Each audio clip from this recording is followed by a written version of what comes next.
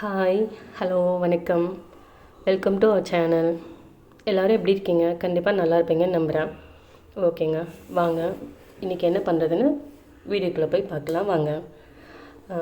Cooking video தாங்க. Cauliflower chilli எப்படி பண்ணுறதுன்னு பார்க்கலாம். வாங்க. இந்த அளவு பெரிய சைஸ் காலிஃப்ளவர் நான் எடுத்திருக்கேங்க. இதை வந்து சின்ன சின்ன பீசஸாக நம்ம கட் பண்ணி க்ளீன் பண்ணி எடுத்துக்கலாம்.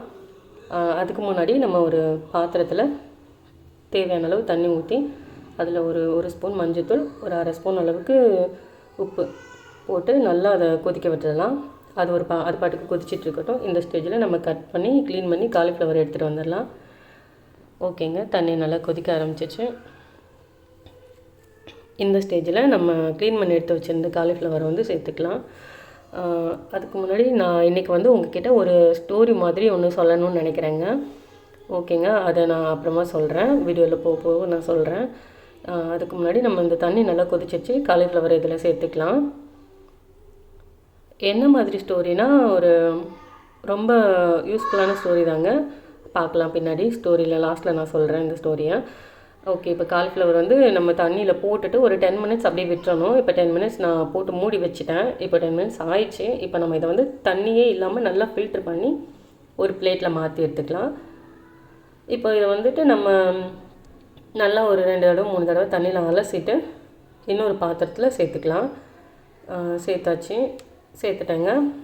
இந்த ஸ்டேஜில் இதுக்கு தேவையான மசாலா ஐட்டம்லாம் நான் சேர்த்துக்கிறேன்.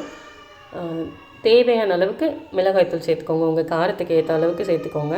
நான் வந்து 3 டீஸ்பூன் அளவுக்கு சேர்த்துருக்கேன். 3 டீஸ்பூன் வந்து மிளகாய்த்தூள் சேர்த்துருக்கேன். 2 டீஸ்பூன் அரிசி மாவு, அரை ஸ்பூன் கரம் மசாலா, 2 டீஸ்பூன் மைதா மாவு, தேவையான அளவு உப்பு. நீங்கள் இஞ்சி பூண்டு பேஸ்ட்டெல்லாம் இருந்தால் சேர்த்துக்கோங்க. லெமன் தயிர் சேர்க்கணுன்னா சேர்த்துக்கோங்க. காஷ்மீரி மிளகாய்த்தூள் இருந்தால் கலருக்காக அதுவும் நீங்கள் சேர்த்துக்கோங்க. நான் அது எதுவுமே சேர்த்துக்கல. இவ்வளோதாங்க நான் சேர்த்துருக்கேன். இதெல்லாம் நல்லா சேர்த்துட்டு நல்லா மிக்ஸ் பண்ணி கலந்து விட்டுக்கோங்க.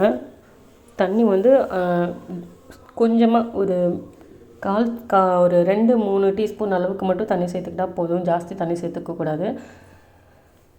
கொஞ்சமாக தண்ணி சேர்த்துக்கிட்டு இதை நல்லா கலந்து வச்சுட்டு கிட்டத்தட்ட ஒரு 1/2 அன் ஹவர் கிட்ட அப்படியே டிஸ்டர்ப் பண்ணாமல் மூடி வச்சுருங்க. நல்லா ஊறட்டும். ஊறினதுக்கப்புறமா நம்ம என்ன பண்ணுறதுன்னு பார்க்கலாம். அதுக்கு முன்னாடி நான் ஒரு ஸ்டோரி சொல்கிறேன்னு இல்லைங்களா, அது என்னன்னு சொல்கிறேன். ஒரு ஊரில் ஒரு ராஜா இருந்தாருங்களா. ஒரு காவலாளி வந்துட்டு ஒரு 2 பேரை கூட்டிகிட்டு வராரு. ஊர் மக்களும் சேர்ந்து வராங்க.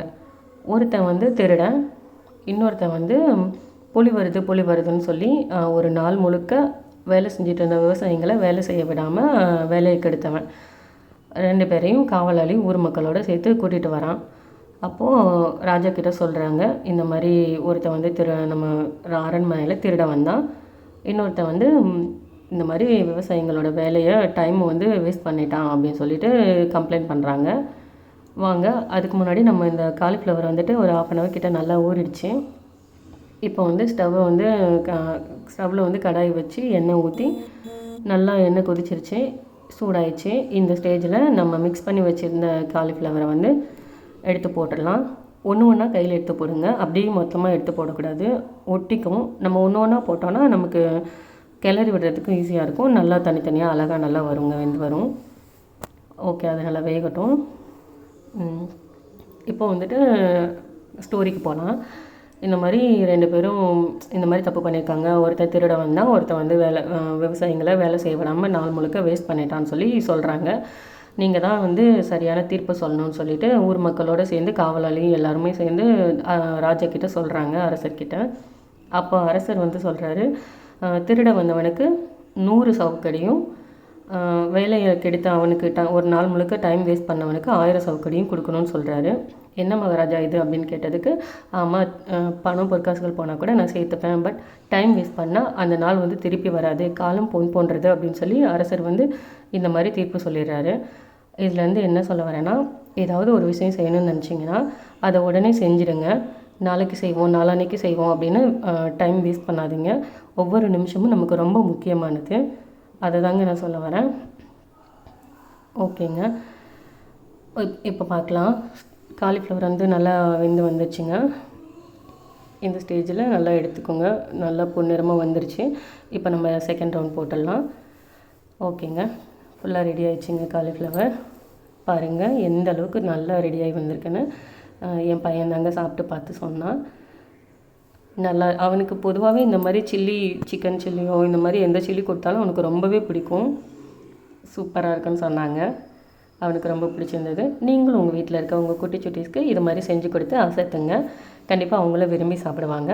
உங்களுக்கு இந்த வீடியோ பிடிச்சிருந்தா கண்டிப்பாக லைக் பண்ணுங்கள், ஷேர் பண்ணுங்கள், கமெண்ட் பண்ணுங்கள், சப்ஸ்கிரைப் பண்ணுங்கள், பக்கத்தில் இந்த பெல் ஐக்கானை கிளிக் பண்ணுங்கள். பாய், தேங்க்யூ ஃபார் வாட்சிங்.